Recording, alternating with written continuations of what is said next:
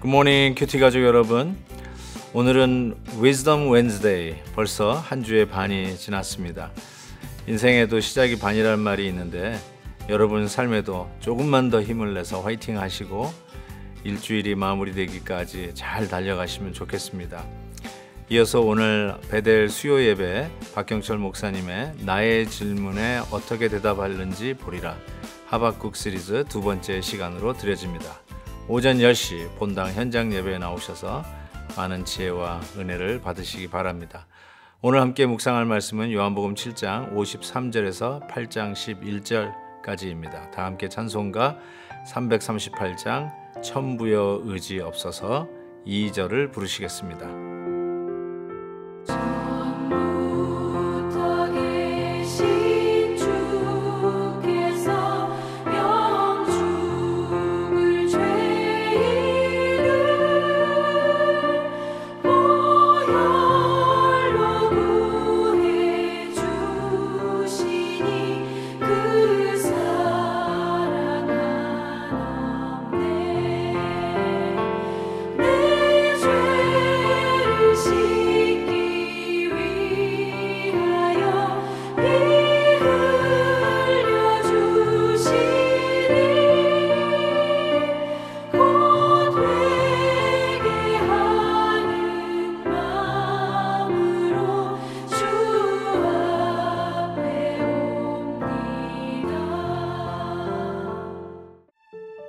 다 각각 집으로 돌아가고 예수는 감람산으로 가시니라.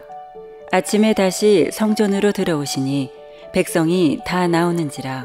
앉으사 그들을 가르치시더니 서기관들과 바리새인들이 음행 중에 잡힌 여자를 끌고 와서 가운데 세우고 예수께 말하되 선생이여, 이 여자가 간음하다가 현장에서 잡혔나이다.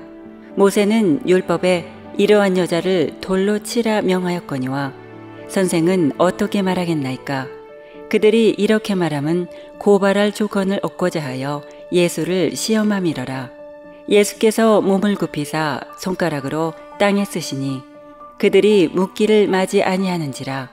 이에 일어나 이르시되 너희 중에 죄 없는 자가 먼저 돌로 치라 하시고 다시 몸을 굽혀 손가락으로 땅에 쓰시니 그들이 이 말씀을 듣고 양심의 가책을 느껴 어른으로 시작하여 젊은이까지 하나씩 나가고 오직 예수와 그 가운데 섰는 여자만 남았더라.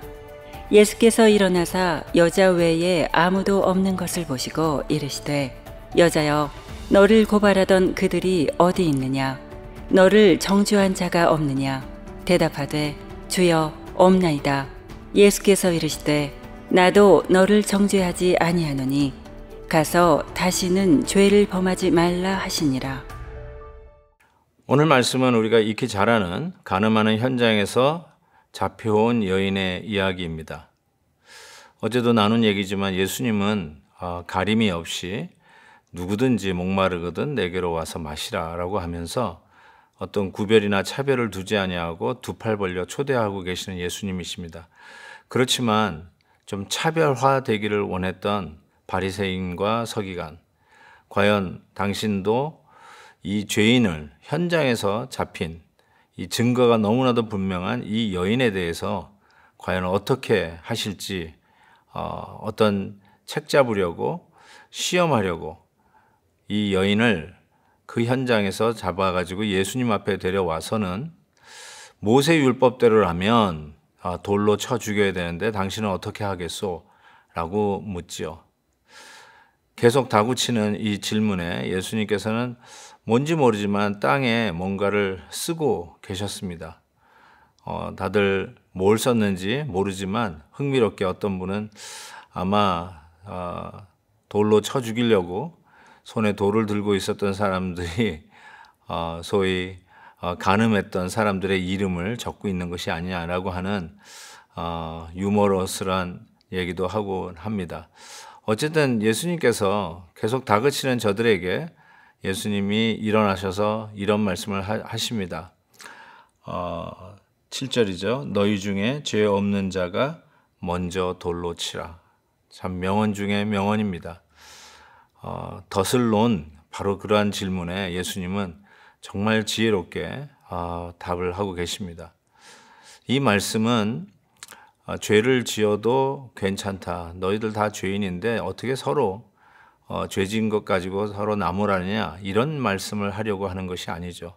오히려 누구든지 예수님 앞에 올 수 있는 그 앞에 벽을 치고 담을 치고 어떤 문을 잠그고 하면서 하나님 앞에 갈 수 있는 사람은 우리와 같이 소위 의로운 사람들이지, 저 뒷골목에서 간음하다가 현장에서 붙들린 이러한 죄인들은 결단코 하나님 앞에 갈 수 없다라고 하는 차원에서 자기의 의를 드러내기 위한 바로 그러한 현장에서 예수님께서 하시는 말씀이죠.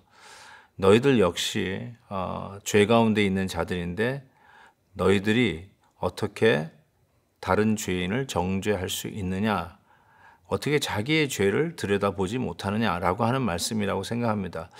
예수님의 산상설교 마태복음 7장 말씀이 떠오릅니다. 너희는 어떻게 형제 눈에 있는 티끌은 보고 내 눈에 있는 들보는 보지 못하느냐.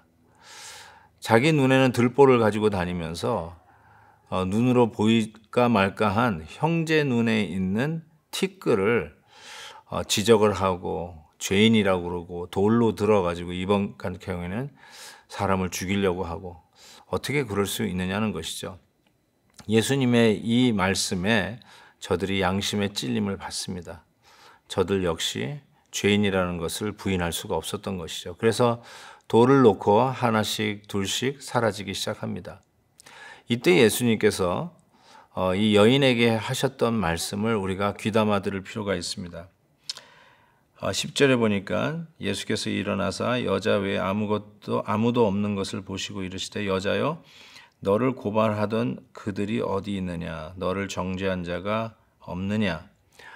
여인이 대답합니다. 주여 없나이다. 예수께서 이르시되 나도 너를 정죄하지 아니하노니 가서 다시는 죄를 범하지 말라 하시니라. 저는 이 말씀에 정말 무릎을 칩니다. 예수님께서 죄를 옹호한 것이 아니죠. 서로 죄인들끼리인데 어떻게 너희들끼리 정죄할 수 있느냐, 그냥 마음대로 죄를 져라, 결단코 그 말씀 하시려고 하는 것이 아니었어요. 나도 너를 정죄하지 아니하노니 가서 다시는 죄를 범하지 말라. 이 여인이 했던 행위는 죄가 맞습니다. 예수님께 그건 죄다라고 분명히 지적하시죠. 그러면서 예수님께서 그 죄를 용서하시면서 선언하시는 말, 가서 다시는 죄를 범하지 말라. 저는 예수님의 이 접근 방법이 우리가 서로의 잘못을 용서하는 방법이 아닌가, 이런 생각도 해보게 됩니다. 사람들인지라 서로 용서를 구하고 그리고 용서를 해주고 이런 과정이 필요하다고는 하지만, 실은 여러분, 우리가 하나님 앞에 용서를 구하고 용서를 받아서 구원받은 자인가요? 실은 우리는 아직 죄인 되었을 때에 우리 주님께서 우리를 위하여 죽으사 우리를 구원하시지 않았습니까? 우리가 살려달라고 하지도 않았는데 어쩌면 내가 죽는 형편에 있는지도 몰랐던 것이죠. 그럼에도 불구하고 원수되었던 우리들, 아직도 하나님을 향하여 손가락질하고 있었던 우리들을 하나님께서 구원해 주신 것처럼 예수님께서도 이 간음하다가 현장에서 붙들린 이 여인을 용서해 주셨습니다. 용서를 구하지도 않았는데 용서해 주셨습니다. 이게 우리가 받은 용서라고 저는 생각합니다. 그런데 그 용서를 했으니까 괜찮다가 아니라 가서 다시는 죄를 짓지 마라. 이것이 우리 기독교인의 윤리죠. 우리가 지켜야 할 도덕이죠. 잘 지켜서 구원받으라가 아니라 용서받았으니, 구원받았으니 다시는 가서 죄를 짓지 말라라고 하는 이 말씀이 우리가 어떻게 구원받은 자로서 오늘을 살아가야 하는 것인가를 깨닫게 해 줍니다. 한번 먼저 용서를 하시죠. 저들이 내 앞에 와서 무릎 꿇고 삭사 빌기 전까지는 용서하지 않을 거야. 그럴 수도 있겠죠. 우리 인간들은. 그래야 좀 뭐가 풀리겠죠.